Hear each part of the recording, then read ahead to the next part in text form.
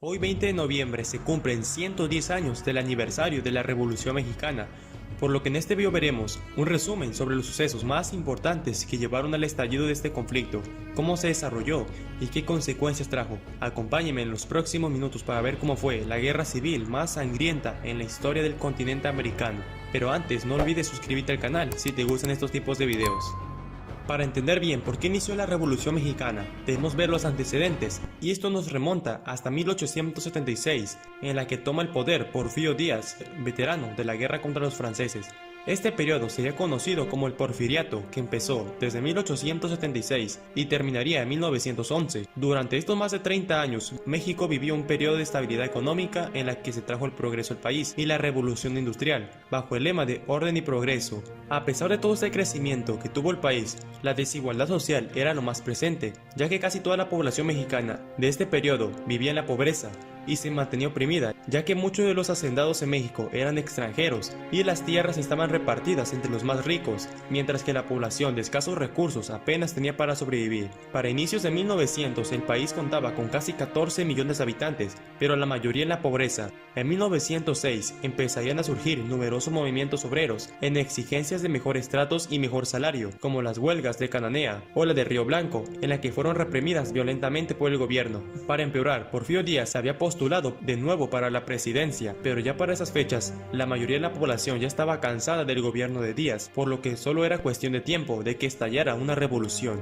Y es aquí donde entra Francisco Ignacio Madero, un hombre nacido en Parras, Coahuila. Este sería uno de los primeros y más importantes personajes de la revolución. Antes de estallar el conflicto, Madero ya había realizado 3 giras en el país para promover su partido antirreeleccionista, para llamar al pueblo a nuevas elecciones. Su fama iba aumentando y tomando el grado de la población, pero este fue detenido mientras se encontraba de gira en Monterrey, acusándolo de incitar a una rebelión. Francisco I. Madero fue encarcelado 45 días, pero fue liberado bajo fianza sin poder salir del estado, mientras que en ese tiempo se realizaban las elecciones presidenciales en las que volvió a ganar Porfirio Díaz. Tras esto, Madero logró escapar el 6 de octubre de San Luis Potosí a la ciudad de San Antonio en Texas, en Estados Unidos, donde se reunió con algunos familiares. Aquí redactó con Juan Sánchez Ascona y Roque Estrada el Plan de San Luis, que de hecho lo hizo el 5 de octubre en su partido antirreeleccionista. Este plan llamaba al pueblo en levantarse en armas contra el gobierno de Díaz. Sería el domingo 20 de noviembre de 1910 el día que iniciaría el movimiento armado, iniciando con 13 levantamientos armados. Daba inicio a la Revolución Mexicana. Esta fue conocida como la Revolución Maderista,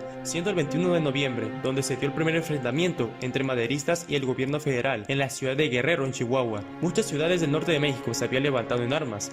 Francisco I. Madero regresó a México el 14 de febrero de 1911, contando con el apoyo en el norte del país como Pancho Villa, Victoriano Huerta, Pascual Orozco, y en el sur también lo apoyaba Emiliano Zapata, con su lema de "La tierra es de quien la trabaja". Y el 6 de marzo, Madero con 800 hombres atacaron Casas Grandes en Chihuahua, pero la toma más importante fue la toma de Ciudad Juárez, y es tomada por los maderistas. Aquí se firmó el 21 de mayo el Tratado de Ciudad Juárez de 1911, en la que se pedía la renuncia del presidente Díaz y todo su gobierno, entre otros. Y el 25 de mayo, Porfirio Díaz presentó en la Cámara de Diputados su renuncia, y el 31 de mayo abordó en el puerto de Veracruz un barco partiendo a Europa y es exiliado del país. Díaz viviría sus últimos años en Europa tranquilamente, aunque con una soledad, falleciendo el 2 de julio de 1915.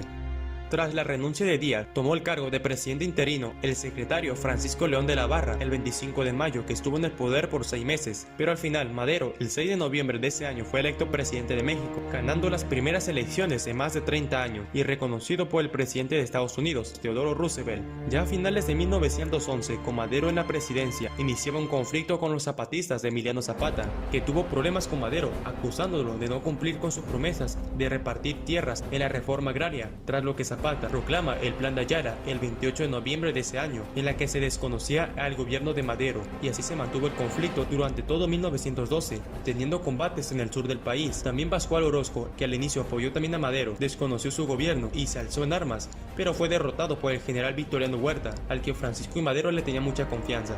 También estuvo el levantamiento de Félix Díaz, sobrino de Porfirio Díaz, que se levantó en armas ese año, pero fue derrotado por las tropas federales. Tras esto, el embajador estadounidense en México, Henry Lane Wilson, veía con el gobierno estadounidense en apoyar a Victoriano Huerta para hacer un golpe de estado. Aquí empezaría ahora la conspiración para derrocar al gobierno de Madero. Estados Unidos dio apoyo en secreto a Victoriano Huerta, y tras el pacto de la Ciudadela entre Félix Díaz y Victoriano Huerta, harían un golpe de estado traicionando a Madero, dando inicio a la decena trágica que duró desde el 9 al 19 de febrero de 1913, en la que murieron hasta 5.000 civiles en los días que duró. Tras el exitoso golpe de estado, hacen preso a Madero y al vicepresidente Pino Suárez, que fueron asesinados poco después. También, días antes, el hermano de Francisco de Madero fue asesinado. Ya con Victoriano Huerta en el poder, iniciaba la dictadura militar en 1913, donde anulaba la democracia. A pesar de que Huerta obtuvo el reconocimiento de Estados Unidos y de otras naciones, en México varios revolucionarios como Villa, Zapata, Álvaro Obregón y Venustiano Carranza desconocían su gobierno. En ese año llegó a México el nuevo embajador estadounidense John Lynn, donde se presentó con Huerta y le proponía 4 propuestas por el gobierno de Estados Unidos, y al ser estas negadas por Huerta, Estados Unidos se declaró neutral en el conflicto, por lo que ahora no le darían ningún apoyo económico y armamento a Huerta. Mientras tanto, Venustiano Carranza proclamó el 26 de marzo de 1913 el Plan de Guadalupe con el apoyo de Pancho Villa, Álvaro Obregón y Zapata, que se alzan en armas iniciando la revolución constitucionalista, en la que el ejército revolucionario se alzaba de nuevo en armas contra el gobierno de Victoriano Huerta, avanzando fuertemente en el norte del país, ocupando las ciudades de Torreón, la ciudad de Monterrey, Guadalajara, Durango, entre otras ciudades del norte, y en el sur igual Emiliano Zapata iba ocupando varias ciudades. Ya en 1914 el ejército federal de Huerta iba siendo cada vez más derrotado, mientras que en Veracruz una flota de barcos estadounidenses ocupan el puerto de Veracruz tras un incidente en Tampico en abril de ese año, para evitar que llegasen un destacamento de armas enviadas desde Alemania, en la que se darían combates entre los veracruzanos que defendieron el puerto de los estadounidenses. Estos ocuparían el puerto de Veracruz desde el 21 de abril al 23 de noviembre de 1914. Ahora Estados Unidos apoyaba a Venustiano Carranza, cosa que no favorecía a Huerta. Ya para 1914, la situación para el gobierno de Huerta estaba en un punto crítico. Los constitucionalistas avanzaban imparable con destino a la capital. Pancho Villa derrota al ejército huertista en la decisiva toma de Zacatecas el 23 de junio de 1914, que esta fue una dura derrota al perder a más de 9.000 soldados en la batalla. Tras esta derrota de los federales, el ejército de Villa avanzaría sin problemas a la Ciudad de México, y el 14 de julio Huerta huye de la capital y al día siguiente presentó su renuncia y se trasladó a La Habana, Cuba, aunque estuvo también en Europa preparando un plan para volver a tomar el control de México con una alianza con el Imperio Alemán, en la que estos lo apoyarían con armamento, pero los estadounidenses lo descubrieron y fue detenido y enviado a prisión en El Paso, Texas, donde murió en 1916.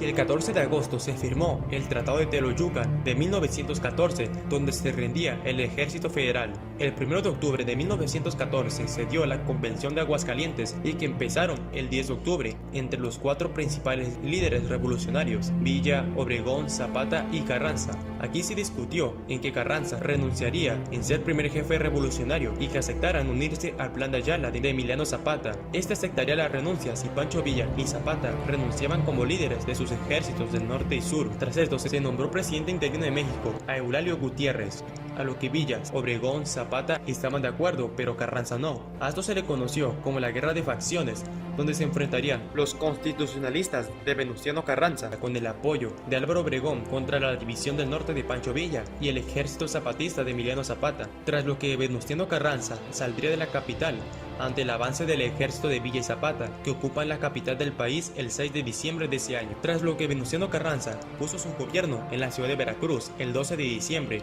Ya para esa fecha los estadounidenses se habían ido del puerto de Veracruz tras negociar con Venustiano Carranza. Durante 1915 se darían grandes batallas entre los constitucionalistas contra el ejército de Villa y Zapata. El general Álvaro Obregón iba derrotando a la división del norte de Pancho Villa, como en la batalla de Lébano en marzo de 1915, pero una de las más decisivas fue la batalla de Celaya en abril de ese año, donde el ejército de Obregón derrotó fuertemente al ejército de Pancho Villa, que tuvo que reorganizarse en el norte del país. En este combate el general Obregón perdió a uno de sus brazos en la batalla. Otra batalla que fue desastrosa para Villa fue la batalla de León, Guanajuato, el 3 de junio de este año. El ejército de Álvaro Obregón derrotó a la División del Norte de Villa. Con todas estas derrotas, Villa y Zapata apenas conservaban unas ciudades en su control, Pancho Villa en el norte y Emiliano Zapata en el sur, mientras que Carranza recuperó la capital para inicios de 1916. Con el apoyo del gobierno estadounidense a favor de Carranza, esto no agradó a Villa, que el 9 de marzo de 1916 cruzó la frontera y atacó al poblado estadounidense de Columbus, en Nuevo México, donde se dio un combate. Tras este ataque, el gobierno estadounidense invade el norte de México en la llamada Expedición Punitiva, iniciar de marzo para capturar a Villa. En total movilizarían más de 10.000 soldados estadounidenses, pero fue un fracaso porque fueron derrotados en todas las batallas que se dieron entre la División del Norte contra los estadounidenses, saliendo derrotados sin poder capturar a Villa, retirándose de México en febrero de 1917. Y el 1 de mayo de ese año, Venustiano Carranza gana las elecciones y es presidente de México. Ya en el poder aún habían grupos rebeldes, por lo que Venustiano Carranza empezaría a acabar con estos, siendo asesinado Emiliano Zapata el 10 de abril de 1919, entre otros. Otro hecho importante fue la promulgación de la Constitución de 1917 de Venustiano Carranza. Y otro suceso importante de ese año fue la intención de Estados Unidos de querer tomar los pozos petroleros de México, pero Carranza amenazó que si invadía México, estos incendiarían los pozos. Cabe mencionar que México y Estados Unidos no tenían buenas relaciones en esos momentos, además de que en ese año, en plena Primera Guerra Mundial, el gobierno alemán envió un telegrama al gobierno mexicano en la que le proponía a México que se uniera al bando alemán y este le declarara la guerra a Estados Unidos. Esto con el fin de mantener a los Estados Unidos fuera de la guerra en Europa, además de que si ganaba la guerra, México recuperaría una gran parte de los territorios perdidos en la guerra con Estados Unidos en 1846. A pesar de esto, el gobierno británico interceptó el mensaje y se lo hizo saber a Estados Unidos, que al momento le declaró la guerra a Alemania, mientras que México, para no meterse en otros conflictos, decidió rechazar el trato y de mantenerse neutral. Este telegrama fue conocido como el telegrama Sinderman.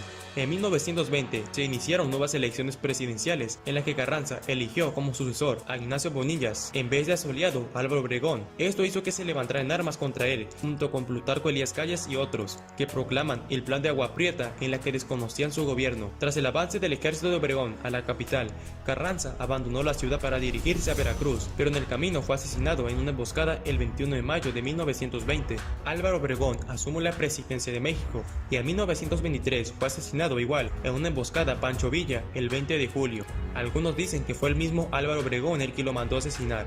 Obregón terminó su gobierno hasta 1924, lo que asumiría la presidencia Plutarco Elías Calles como sucesor de Obregón. Poco después, Obregón fue asesinado en 1928.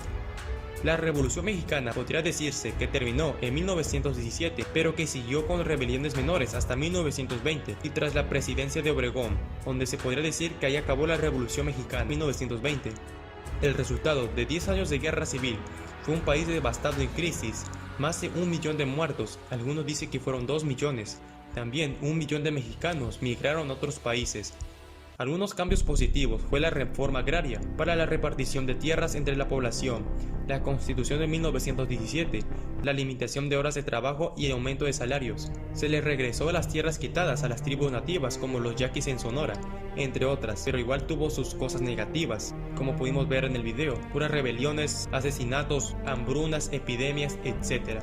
La revolución fue una guerra en la que la traición entre los bandos revolucionarios fue la más presente, como pudimos ver en el video. Las intervenciones extranjeras desgarró más al país, pero esa revolución quedó marcada en la historia y la cultura popular de México, siendo esta la guerra civil más sangrienta que tuvo el continente americano desde la independencia de todos los países. Si te ha gustado el video, no olvides suscribirte al canal y apoyarme con un like, compartiendo este video en tus redes sociales, y nos vemos en un próximo video.